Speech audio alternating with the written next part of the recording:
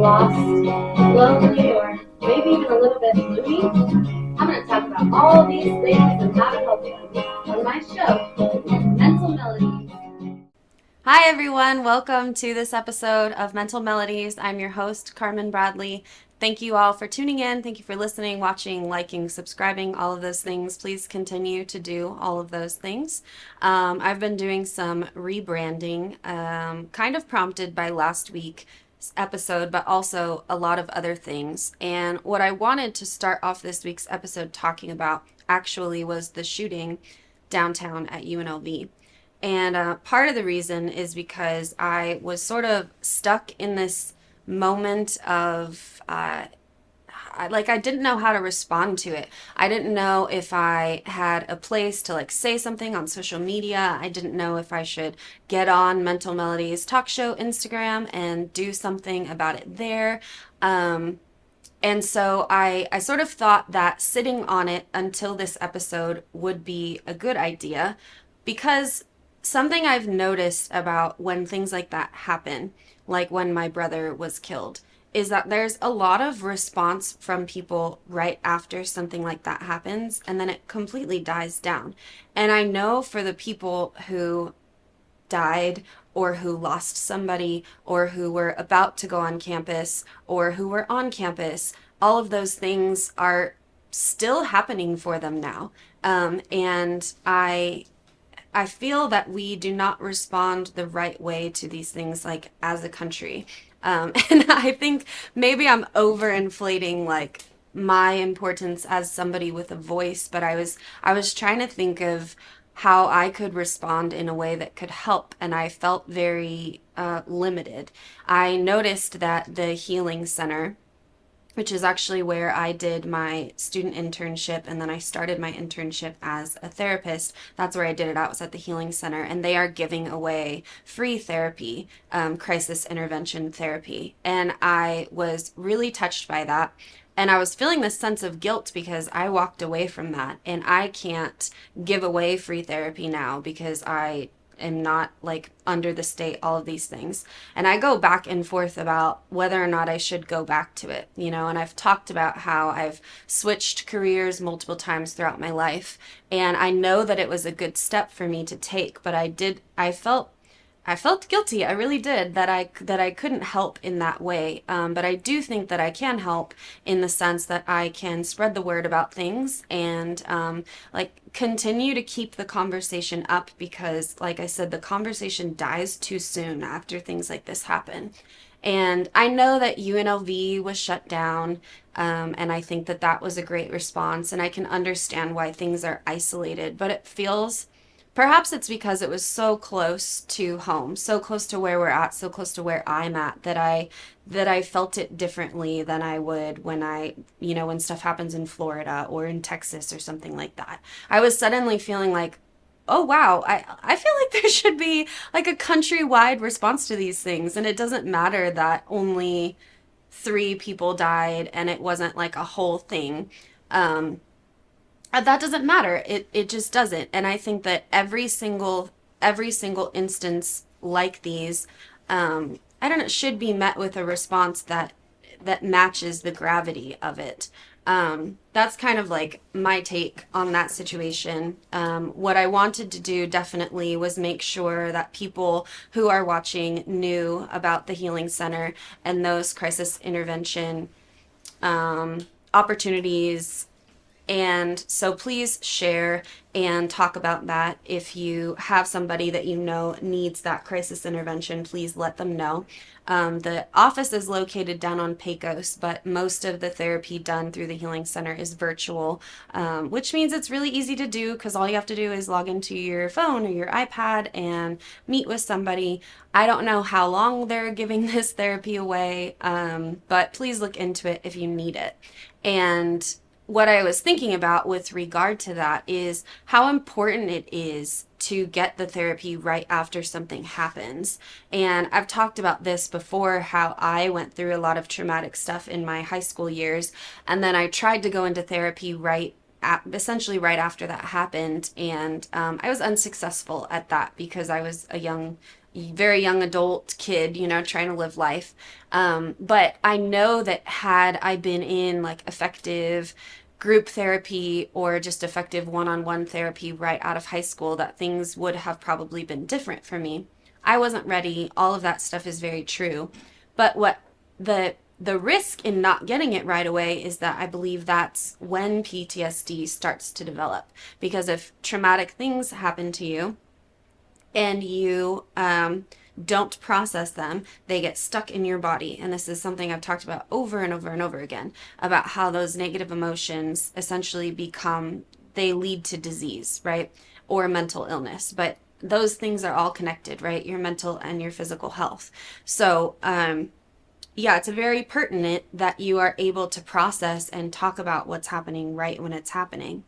Um, Something that I brought up last week was about, I guess, my childhood and my upbringing and being in this cycle of violence. And I mentioned how it affected my brother. And so I guess if you're tuning in this week and you didn't catch last week's, then you might be a little bit confused. But essentially, I grew up in a very abusive household. My stepfather was a very controlling person, and I witnessed a lot of violence in my household, and some of the violence was enacted upon me, which I shared last week.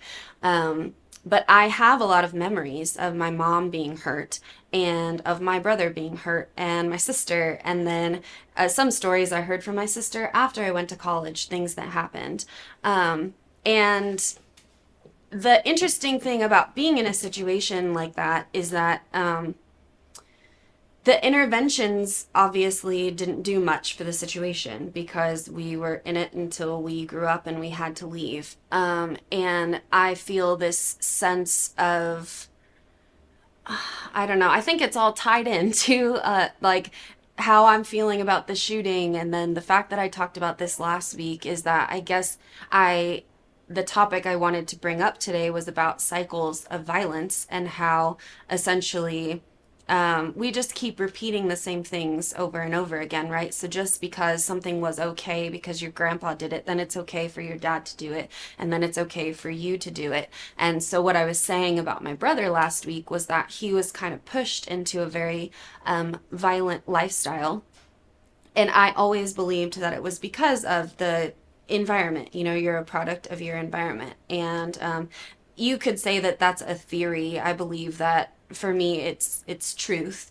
I watched what happened to my brother. I watched him go through mental illness struggles before those struggles ever hit me. And that is a common thing in families, is that if one person begins to struggle, and specifically if they begin to struggle with like suicidal thoughts or if they have attempts on their life, then the chances of somebody else in the family experiencing that thing or attempting to take their own life skyrocket. And that's always been a very interesting story for me, because a lot of the struggle that I remember going through in college had to do with what was happening still at home, where my mom was kind of out of the situation, but my siblings were still there because my stepfather is their dad. And so there were things that I was hearing about what was happening to my siblings, and I was very, very frustrated about it. And last week I talked about how I had to go into the court system, and I wasn't necessarily trying to enact like revenge or justice on anybody. I just felt that it was my duty to tell the truth. And so I guess that ties into now feeling like a sense of responsibility for like responding to the shootings. And I don't know what the solution is, and I'm not a politician, and this show is not a political show. But I do know that there's something wrong, obviously, because these things wouldn't continue to happen if things were going well. But I think that the root of the issue must be, or at least it's a theory of mine, must come from family situations. That if you grow up in a household where you feel loved and accepted, and you don't have to fear for your safety, emotional or physical or otherwise at home, then you're not going to go out and try to hurt other people. I've heard rumors about who it was and why it happened, but I don't think that's necessarily relevant to what I'm saying today. But essentially, I did just want to reiterate that. And I think what it comes down to on like a micro basis is how parents are handling their emotions with their kids. And I'm watching like my little sister, she has two kids and one on the way. And she is definitely actively breaking these cycles by examining how her anger comes up with her kids and being able to be patient. And I'm watching these things break, and I think that's really, really awesome. And I do think that my generation specifically has begun a lot of these really good things. Like gentle parenting is kind of a term that's being thrown around.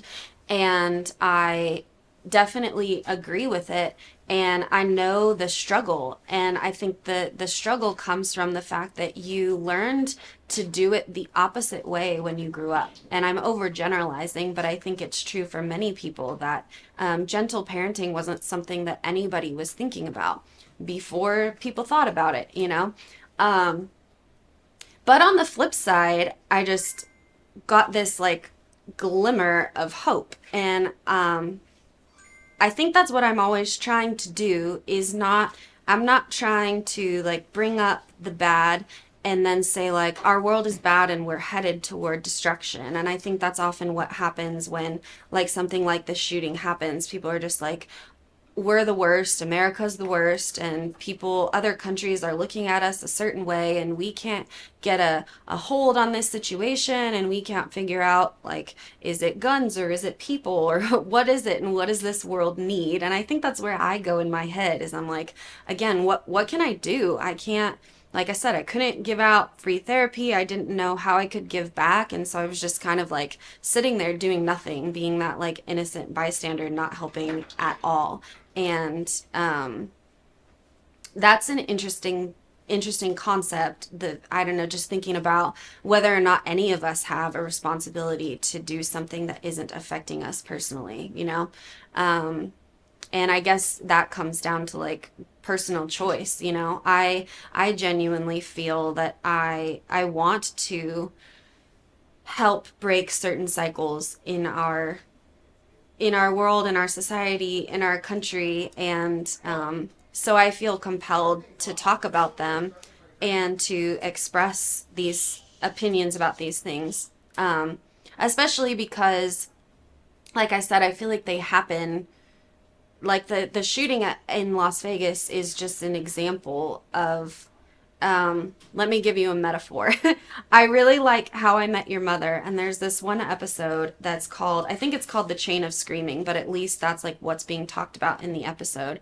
And the premise of it is that when you get yelled at work, then you feel all triggered by that. And I can attest to like when people are angry at me, my anger gets really, really triggered, and it's really, really hard to control. So you get yelled at, you're feeling a certain type of way, you take that energy home, you yell at your wife or your husband or your kids or whoever, and it's just this thing that you can't control. And I talked about anger last week and how it really is like a fire, and there's this balance where you can't not address your anger, because again, that leads to things like PTSD. But if you can't control it, and if you can't acknowledge that, like taking that fire and throwing it at somebody else is just essentially playing, you know, that game where they throw balls into the audience and you're just bouncing them. That's what people are doing with violence and anger and frustration and irritation. And they're just like flipping people off on the road because they don't know that person. So they don't feel an obligation to treat that person a certain type of way. And I guess in a sense, I don't know if obligated is the right word, but I feel that it's pertinent to like spread kindness and positivity to people in the world, even if you don't know them. I'm going to sing this song for you to end the first segment, and then I'll pick up with all of that in the next segment after the break. This is Emotional Sickness by Phoebe Bridges, which I wasn't sure how to incorporate it into this talk, but I guess I see why. And a lot of the times the things that I say in an episode, I feel like they were just meant to be said, which I've talked about before. So anyway, Emotional Sickness by Phoebe Bridges.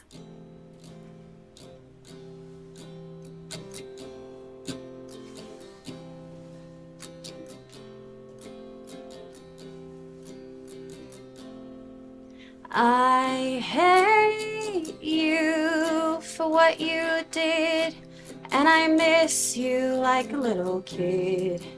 I faked it every time, that's alright. I can hardly feel anything, I hardly feel anything at all. You gave me 1,500 to see your hypnotherapist. I only went one time, you let it slide. Fell on hard times a year ago, was hoping you would let it go, and you did. I have emotional motion sickness. Somebody roll the windows down. There are no words in the English language. I would scream to drown you out.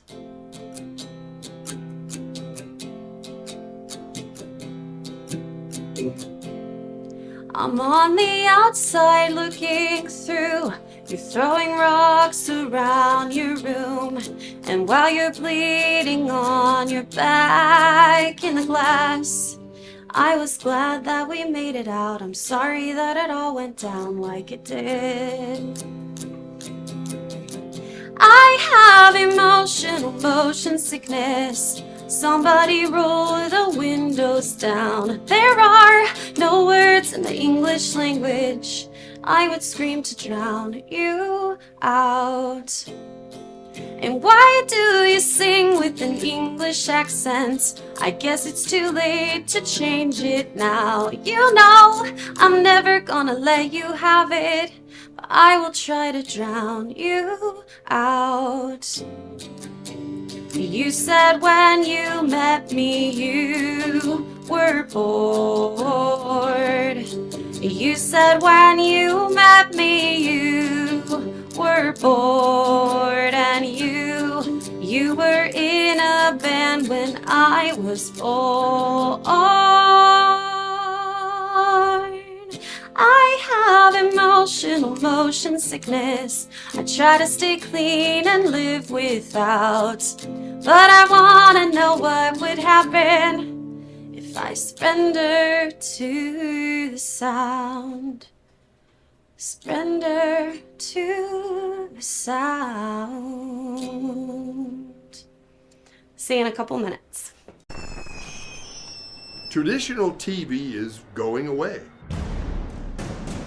Hollywood is starting to fade. People are demanding real stories from real people. Our voices are now being heard in our own way. Podcasts, Facebook, Twitter, YouTube, and TikTok Live are becoming the norm. Internet TV has now reached the highest demand in human history. Social media shows is now the new media of the century.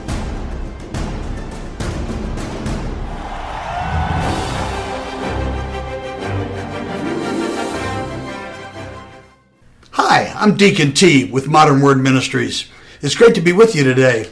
Just a short little promo for our show.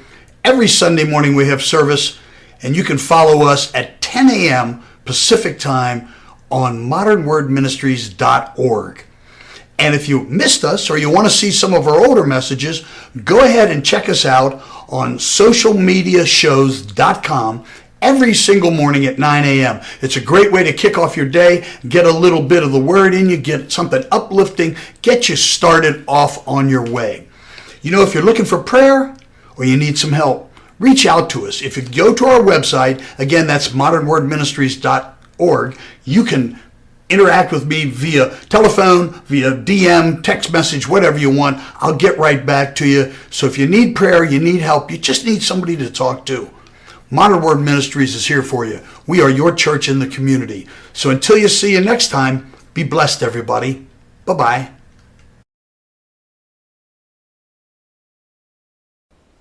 Hi everyone, welcome back to the second segment of this episode of Mental Melodies with your host, me, Carmynn Bradley. I'm talking about some fun stuff today. Thank you for tuning in. Thank you for just listening and giving me the space to express these things. It feels really good for me to be able to talk out loud. I've mentioned on this show, I think I've mentioned, maybe this is one of the things I haven't talked about very much, but I've written thousands and thousands of words in my life. I used to write upwards of 2,000 to 7,000 words in a day. But I wasn't always writing something. Like sometimes I was trying to write a memoir, sometimes it was a story, and sometimes it was just pouring out of me. And I have talked about how a lot of the stuff that I've done in the past has been preparation for this show.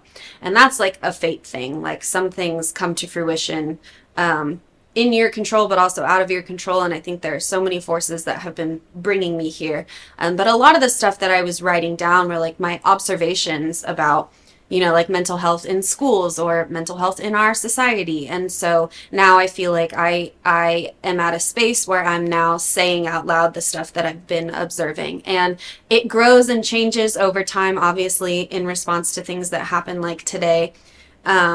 So anyway, something that came up over the break was the lights went out in the studio, and so I just kept talking, and I was observing, and while I was observing I was still talking, and I did feel like a little bit frazzled, but I was able to kind of hold my response to what happened and continue on my spiel. And it made me think about, for one thing, what I was saying at the beginning of the episode about the Las Vegas shooting and how I felt that way, where I was kind of like observing what happened and not responding.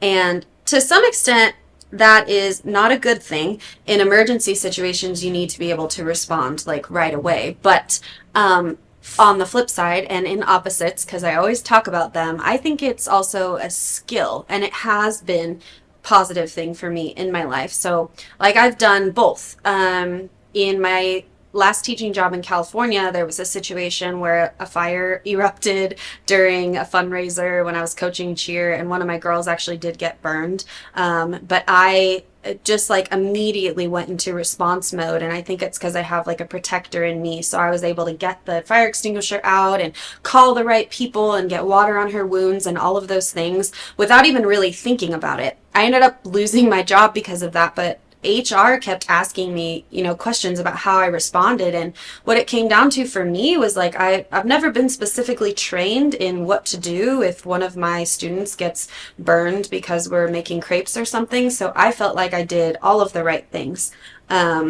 So anyway, that was a situation where I like responded right away to an emergency. But then there were other situations like where things are happening in class where I noticed that I would just observe and I would wait. And I have this part of me where I can do that. Like I can watch things and then I can make a concerted choice about how I'm going to respond. And I think that skill, this is a theory I guess I'm throwing out right now because I'm not really sure, but I think that that's something that most people don't do. So when I go back to what I was saying in the first segment about how like people are just throwing anger out there, you know, like we're driving and we're frantic and we're honking at people and we're flipping people off and just doing it because the world is too big and we can't connect with strangers because there's just too many of us.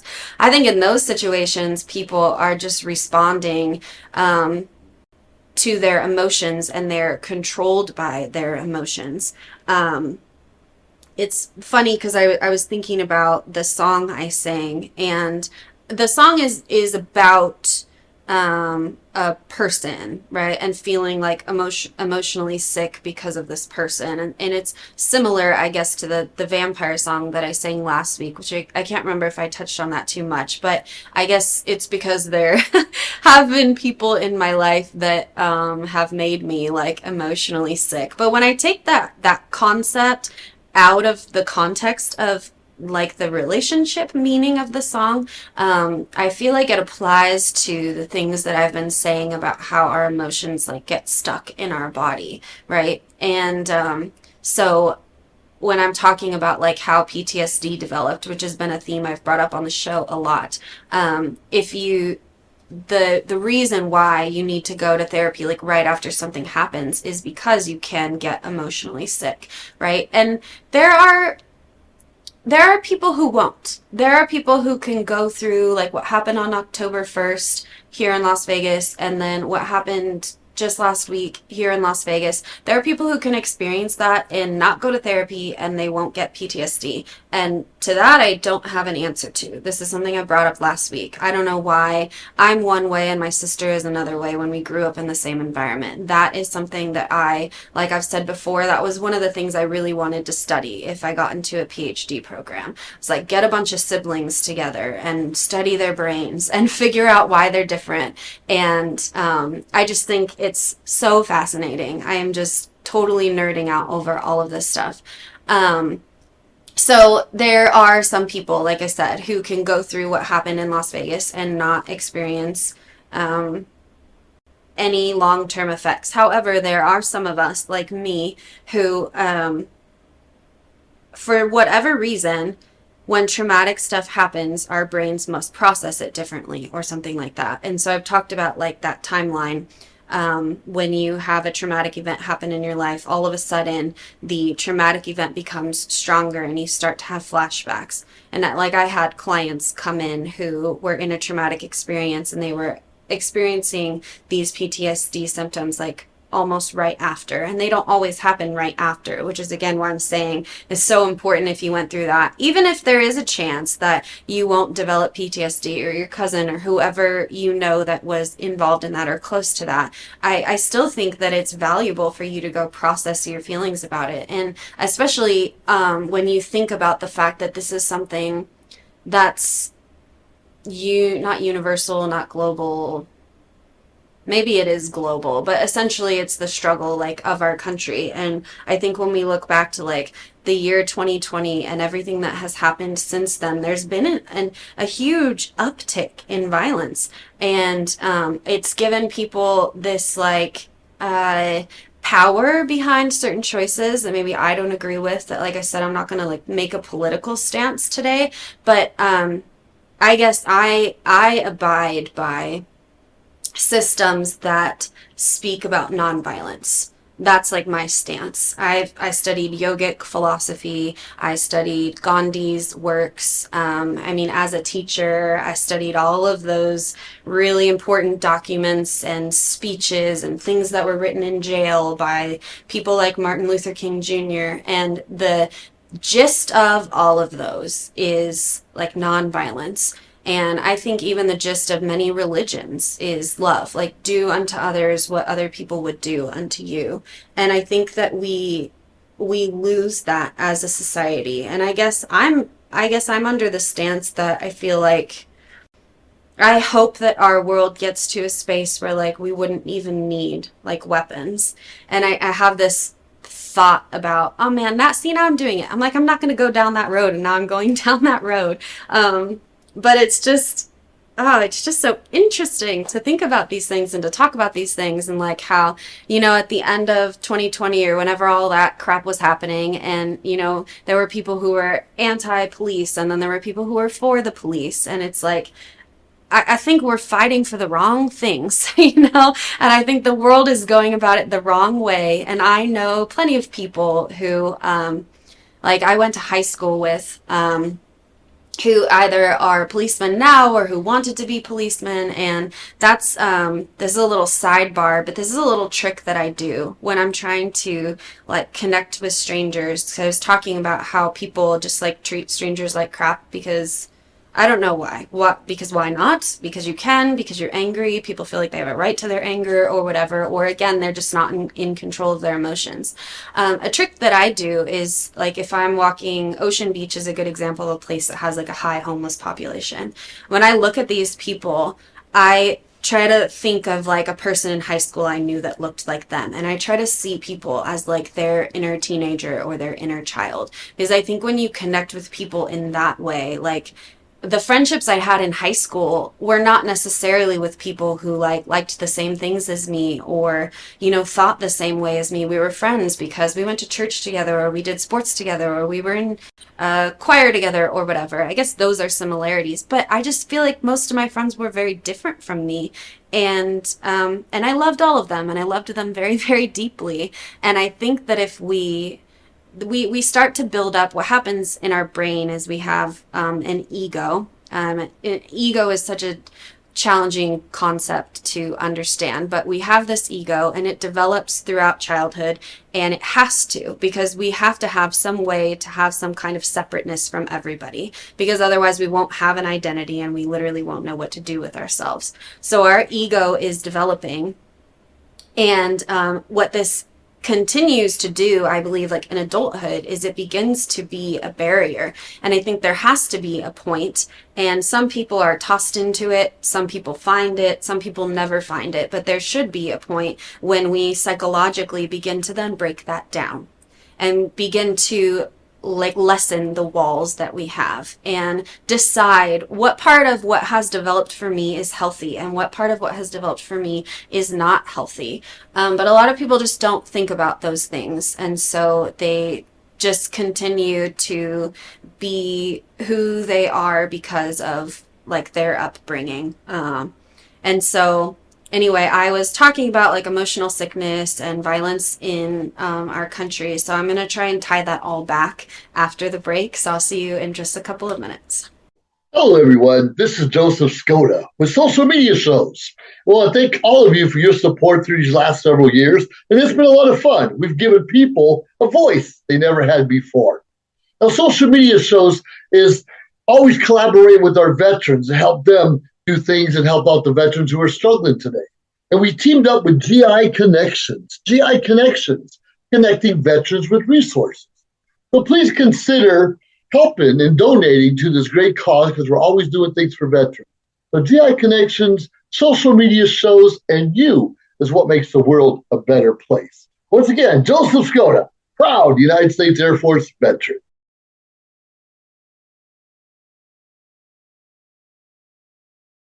Got Films is a full-service production company that provides motion picture quality content and production services for use in the film and TV industry. Looking for a seasoned crew, high-quality equipment, or other production services for your film, TV, commercial, corporate convention, sports, news, or interview project? Your search stops here. Some of our projects include NASCAR, American Restoration, Pawn Stars, Counting Cars, Top Chef, BattleBots, Forge and Fire, and Street Outlaws. We have also produced over 60 feature films and documentaries. We're ready for all your needs. Whatever your project, whatever your budget, big or small, Got Films got you.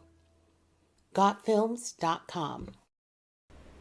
Hi everyone, welcome back to the third segment of this episode of Mental Melodies. This is your host, Carmynn Bradley. Thank you again for tuning in. Thank you for continuing to listen to me while I process things out loud. It is so good for me to have this space. So, like, again, selfishly, just thank you so much. I appreciate it. I am so grateful to be here. So I was talking about your ego and how it develops, and I was thinking about how to tie it again to like the song and the stuff that I've been talking about with PTSD. And I had a thought over the break about parts and memory therapy, which is something that I've brought up in multiple episodes. And it was the main thing that I used as a therapist. And it runs around a working theory of the conscience, of your subconscious, of your brain, of your psyche. It's, to me, kind of rooted in like Jungian psychology, if you know what that is. Like Freud and Carl Jung had these theories about your brain, and it was made up of an ego and I don't remember the exact terminology, but there's usually three, right? And so Carl Jung talks about like the shadow. And so these are the things that you don't acknowledge about yourself, or these can be the traumas that get stuck like in your body. So you think about, again, that literal emotional sickness that happens when you are not able to acknowledge your anger, or, you know, if you don't get the right therapy you needed as a kid or the right parenting you needed as a kid, then you're going to have emotional dysfunctions, and these kind of exist within your shadow. And then you have your ego, which I just talked about, and that's your ability to be a certain person in order to exist in the world. You have to be like, I am this and I do this and I like this, so therefore I feel safe because I can go into a Starbucks and I can say to the people, please give me this coffee and put my name on it. I know who I am. I know that I exist in a bubble that is separate from all of you. And that is so important. And I think it's so important for a world that is so big, which is one of the things that I see as like an issue. It's so big that you have to find things in order to feel like important, you know? And there's one more part of yourself, and this is the persona, I think, and the persona is perhaps who you really are. It doesn't matter. I'm not teaching an English class right now. The point was that in the parts and memory therapy, you can talk to certain parts of yourself. And I believe that there is kind of like, I mentioned this before, that the theory that Patrick Toby says is that your identity is more like a university and there isn't just one central thing. I kind of believe there is one central thing, but I believe that in certain times of your life, different parts of you can be in control. I think that when you are the kind of person, sorry for calling you out, whoever you are, but if you have like road rage or something, in that moment, that's not really like you in control. That's your angry part in control, or your irritated part. Or maybe it's this, I've talked about how you can have different parts of you that kind of start and end in different eras of your life. So I have like a part of me that was very, very intellectual, ambitious, I don't know, all these things in high school where I just like did all of these things, and I kind of, it's not that I never got sick, but it was just like I did what had to be done, and that's like who I was for a certain period of my life. And I can see when my identity starts to change. Like I can go back to college, and I've talked about my period in college where I was trying to be the same person in high school, but it wasn't working. And that was when the things that happened like in high school were catching up to me, right? But I didn't have the awareness or the therapy or the wherewithal to understand why these things were happening. And so essentially I was just living life and trying it.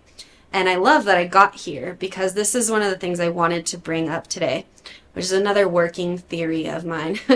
I think that life is just like one big experiment. At least that's how I'm trying to see it. Because I think that we get so stuck in how things are supposed to be, what we're supposed to do. We get to a point where 21, we pick a career or whatever, how old you are, and you just do that until you die. And it makes complete sense. And you are, you know, you're told by the people who are giving you career advice that this is what you have to do, and you have to set up a 401k or CalSTRS if you're a teacher, and you have to make sure that you're going to be okay later. And then you live your life now wishing that things were different, and you go day after day. I'm talking about me. Maybe you love this existence. I didn't like it. But I've been in this mode this year where I am just like throwing that all caution to the wind and trusting myself and saying I'm young enough that I don't need to be afraid that I won't have money when I'm 60 or 70 or 80. I don't want to live in fear of what might happen when I'm old. I'm young enough that I should be taking risks to be who I want to be, something I say all the time on the show. Be who I want to be, experience what I want to experience, not like limit myself. Because if I get stuck in what's safe, then I'm going to be old and I'm going to regret it. And I know that I will. I had a very beautifully profound experience when I moved to Vegas in 2018, which is another life event I've mentioned a lot. And I lived with my grandfather for a couple of years. And it was one of those things that, again, felt fated in my story. Fated, not fated, like F-A-D-E-D, like fate. Because I was going to move and live with my mom in Idaho. I was living on a boat in Florida. And everything that I was trying to do in Florida to make money wasn't working out. It was actually my younger sister, I mentioned earlier, who is like actively breaking cycles in raising her children. She told me, and it was very astute, I believe these opportunities are not working out for you because you're not meant to be there. And I had already had that feeling like I know I need to leave, but I loved Florida so much. My curls love Florida, my skin loves Florida, but I knew I had to leave. And I was going to go to Idaho, and instead, the day before I left, I was like, I'm going to go live with my grandpa in Vegas. He'd been talking about how they need teachers there, even though I didn't really want to teach, but I just had this feeling, and I literally drove. It took me, I think, 2.5 days to drive from Florida to here, which if you've done that drive before is insanely fast. The last 20 hours I did basically straight, except when I had to stop to get gas. I was exhausted at the end of it. The last hour, I think I was falling asleep. I pulled off the side. I slept for 15 minutes, and then I just finished. And it's interesting because there's this thing I've been talking about it's hard to conceptualize for all of you, but I think it has to do with these bipolar cycles that I've had and the period of time I had in high school. And it's like they get shorter and shorter. So in the 4 years of high school, I was in this giant sprint to the end. And I was just doing everything and doing it really, really well and pretty quickly. And I got to the end, and then it was like, oh. And then I picked myself up, and then it was college, and then it was like another sprint, and then I get to the end and I'm like, oh. And what I'm trying to do in my life is make that not be my reality. I'm trying to be a little bit slower because I don't like that feeling anymore where I'm just going from one thing to the next and I have no time to like sit and reflect, which is again another reason why like this is such a blessing to me. I lost track of my point, so give me a second. I was really thinking about this morning. I guess I'll just lean into the moment, but I was just feeling very, very, very, very frazzled. And I really don't like that. And it's basically been my reality for my entire life, but I'm really, really trying to fight that. So I guess now I'm getting back to my point about, just like living life a different way. Why should I live life the way that everybody else lives their life? So what happened is I lived with my grandpa. I lived with him for 2 years and then he died. And when I moved into his house, I had this plan already to leave. I hated Vegas as soon as I got here. I had been here multiple times because my grandparents lived here, but I was just like, this is not where I'm meant to be. Like, there's no trees. It's so dry. Just like hating it. I was waking up in a panic too because it was one of those periods like before I got that autonomy. This is something I've talked about on this show. That it was like after I moved to Vegas when I decided like, okay, I'm going to figure out how to be in control of the steps I'm taking instead of just being like, my life has been very like raging waters where it's like, I'm like, it's smooth waters and then all of a sudden I get like tossed into something else. And that even happened this year, even though I've been in more control. But it's like, to me, I think the universe is not letting me anyway live life the way other people would. Even if I wanted to, it always pushes me out. So anyway, it pushed me out of Florida, it brought me here, and I watched my grandfather for 2 years. I basically watched him die. That sounds so morbid, but it's just true. And when the pandemic hit, he stopped moving, and that is what got to him. And he already had cancer and all of his stuff, he just didn't know it. And when he stopped moving, he just slowly broke down. And he just got very, very slow, and he slept most of the day. And then he went to get surgery to get cancer out, and he died. And I was teaching high school that day, and my cousin came in, like, right before I was starting my Zoom class and told me. So I'm in front of my students, like, and it was just the craziest thing. But I was listening to my grandpa's stories for 2 years, and I was listening to him regret not doing things. Not getting a master's degree, not doing this, not traveling as much. And yet he was still stubborn and insistent that I needed to get another teaching job and make sure that I had retirement build up and live life the way he lived it. And yet he lived life the way that he lived it, and he was not happy. He was not happy with like who he was. He didn't feel like he had a purpose at the end of his life, and he was processing all of that in front of me. I believe because I was meant to be there to hear it. So I could say to myself, like, I appreciate your advice. I appreciate mentors and people that have lived longer than me, but I'm going to choose to live life a different way because I don't want to be at the end of my life like wishing and hoping that I took these chances. So, time for a break. See you in a couple minutes.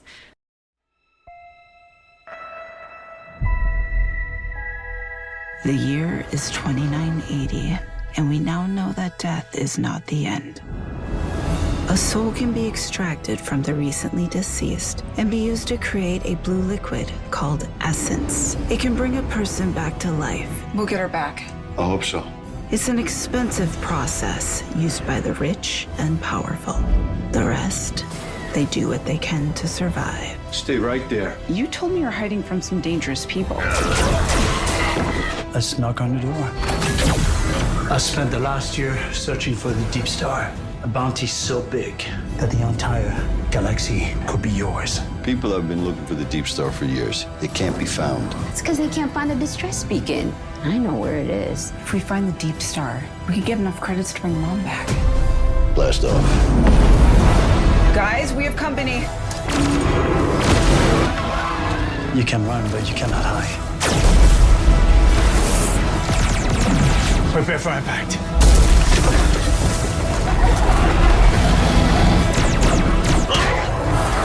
I am now authorized to take action.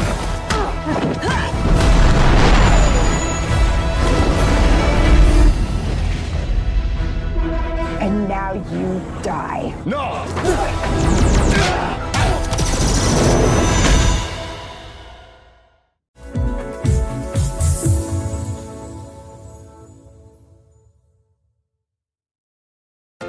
What affects your credit? The answer can be many things. Let's take a look at a few of the most common factors and how they can impact your credit. Credit history. In order to have a credit score, you need to have open and active credit accounts. This gives you the opportunity to build a credit score and get approved for larger purchases such as a car or a home. So it's important to have a responsible record of debt repayment. Available credit and usage. The rule of thumb is to use 30% of your available credit to minimize the impact of debt on your credit score. In other words, the less credit you use, the better. Monthly on-time payments. By making sure your monthly payments are paid on time, you could boost your credit score. Late payments, however, may bring your score down. Errors on your credit report. Check your credit report regularly to make sure it's accurate. If there are any errors or signs of identity theft, report them immediately to the appropriate credit bureau. Applications for credit. If you're applying for credit, filling out several applications in a short amount of time may hurt your credit score. It's ideal to keep the applications to a minimum. However, there is an allowable shopping window for a mortgage. Remember, a good credit score could possibly save you in interest payments. If your credit score needs some improvement, however, consider starting with the basics mentioned here. And when you're ready to buy your dream home, give New American Funding a call. We'll help you find a home loan that works for you and your unique situation.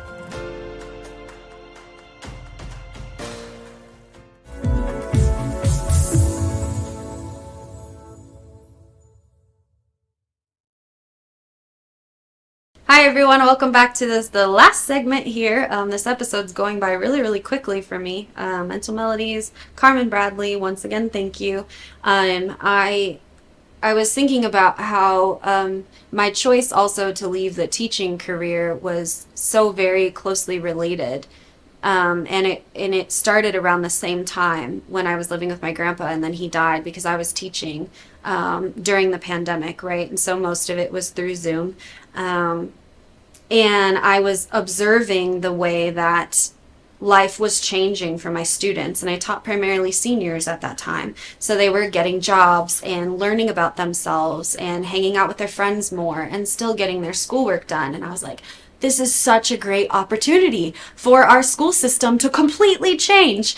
And I was like all manic with my ideas, thinking that the principals and the superintendents were on the same page as me, and that school would be different afterward, because I believe it takes up too much time. And that's partially why, like creatives like me were stifled back then, because you're controlled so much during that time that you have no autonomy. So that's why something I've mentioned, getting into college for me was hard, because I had to teach myself how to get structure when it was just handed to me before. And again, with life being experiment, like I just had to kind of figure it out.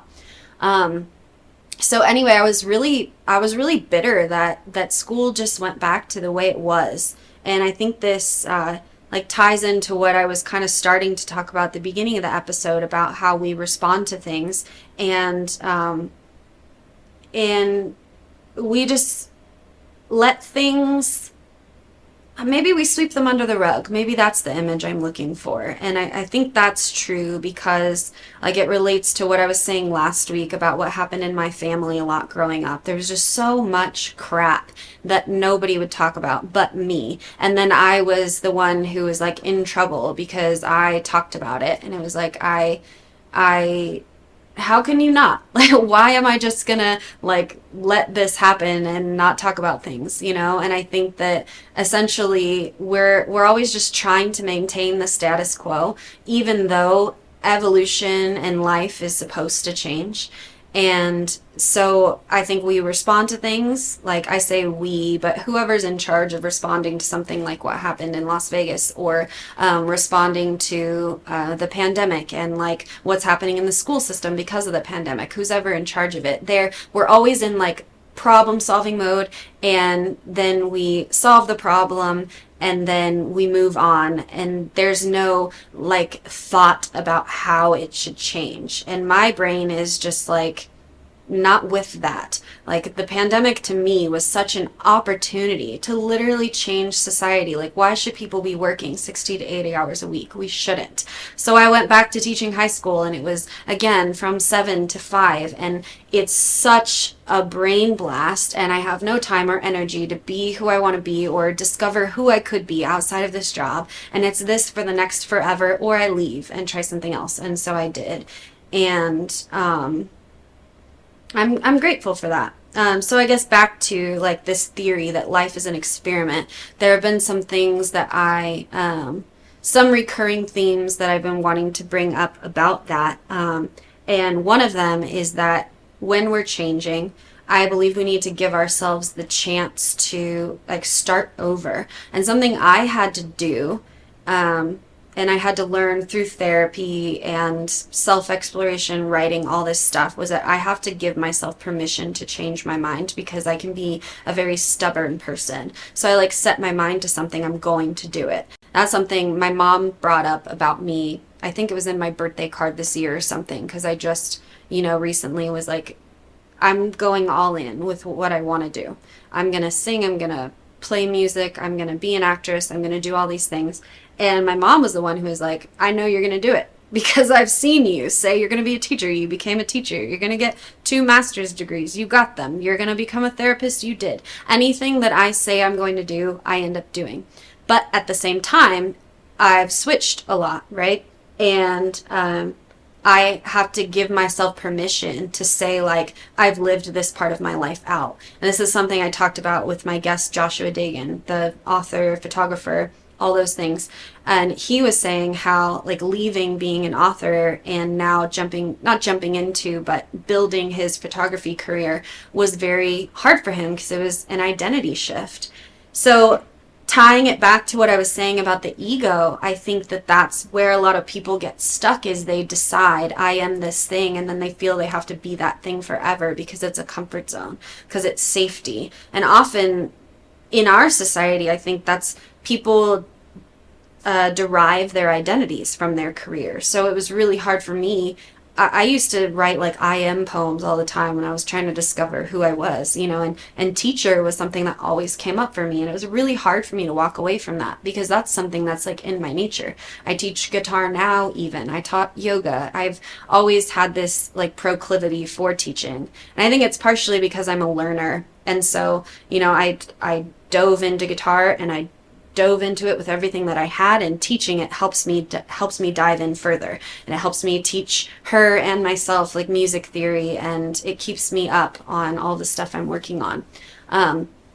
So anyway, I had to give myself permission to change my mind to be somebody different, and that's just such a beautiful thing for me, to be able to just be somebody that I haven't been. And that's something I've talked about a lot. Like, there are so many things that are to the core of who we are that I think we don't necessarily have to accept about ourselves. Because even if we go back to early childhood and decide, like, I've always been that way since I was a little kid, I think you can still change it. I think you have power over like your neural network, over your decisions, over your emotions, but you have to decide to be that way. And then you have to have the time to do it. And that's something we were talking about over the break, where I'm mentioning this feeling of like I'm just constantly sprinting from one thing to the next and I don't want to. And that's often mostly when I'm driven by fear. And oftentimes it's because I'm afraid of like not having money. That's like my biggest thing. If I just had money, then I would take life slowly. And Maria was saying you sprint and there's always another sprint and you're always like looking toward the end. But if you've lived long enough, like that one sprint's not going to be the end. Like when I'm done with that one project, there's always going to be another project. So why shouldn't I take it slowly and enjoy the process? But you have to give yourself permission to do that. You have to face the fear that comes along with living that way. But the more that I've done that and the more that I've trusted, things come to me more. And I just feel better. Like so there's an article out about me now on Canvas Rebel magazine that I haven't shared yet because there was one photo in there that I forgot to quote the person who took it, so I'm just going to have to tell him or buy him a Christmas present or something. But it's on Canvas Rebel magazine, and my responses were in writing, which is good for me because I'm a writer, and I read them back and I was like, they actually make sense. That's pretty cool. But I discover through writing and like through speaking out loud. And one thing I keep discovering over and over again is that like for the most part, what I'm doing, despite the fact that I do want to give back and despite the fact I think a lot of the things that I'm saying are important for other people to hear, genuinely, I'm doing most of my things these days for me. My music is for me. My music has saved me from like compulsions. I've been a very compulsive, like addictive person throughout my entire life, even back to early childhood. Anytime now that I'm in a moment where I would revert back to some type of addiction, I play my guitar and I feel free, and I sing and I feel free. And that's all for me. That is 100% selfish.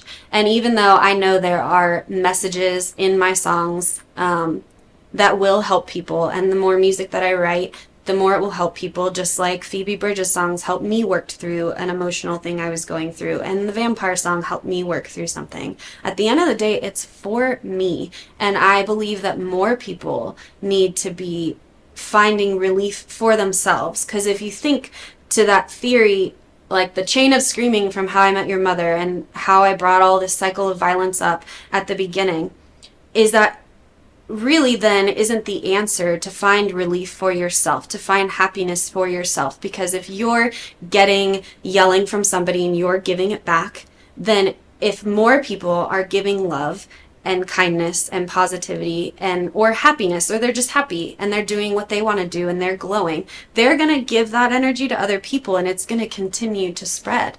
But it's just so interesting to me because I think I've been fighting like being selfish my whole life and always wanting to like live for other people and thinking that that's the way to live. But I feel that I give more to the world now that I am doing what I want to do, that I'm spending my time more how I want to spend it.